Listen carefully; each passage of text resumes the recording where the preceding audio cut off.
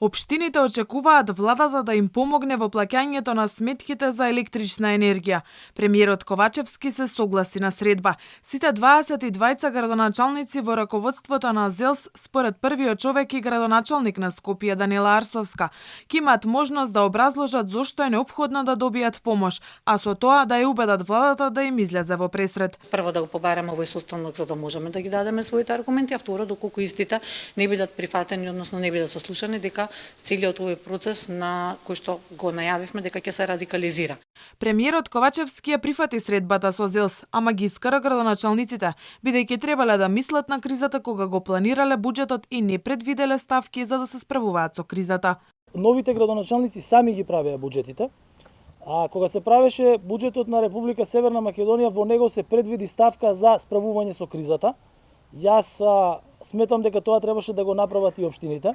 Лидерот на ВМРО ДПМН критикува дека наместо да ги зголеми во услови на енергетска криза, владата за прв пат ги намали парите за локалните самоуправи, што според Мицковски ја покажува негрижата на владата за граѓаните. И сега сериозна влада која што мисли на народот, знае дека ќе се случува енергетска криза и наместо таа енергетска криза да ја злоупотребуваат за договори во 4 очи во рек Битола за копање, провизиите да завршуваат во се подебели куферчиња кај фамилијата, требаше да води сметка како да ги зголеми дотациите до општините во буџетот.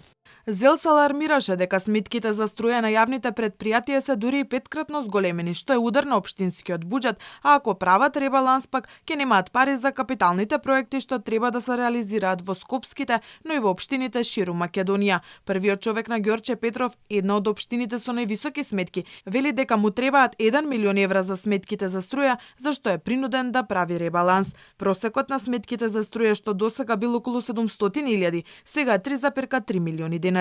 Доколку продолжи кризава со овој интензитет ќе ни фалат многу повеќе. Значи притисокот врз централната власт е не само во делот на електричната енергија и другите енергенси, него и околу блок дотациите кои што ни стигаат, а ни се намалени во делот на образованието. Општините веќе побараа владата да им помогне, но Отилинденска одбија да им излезат во пресред. Ако владата го одбие барањето на ЗЕЛС, градоначалниците ќе бидат оставени сами на себе да ги плаќаат високите сметки за струја.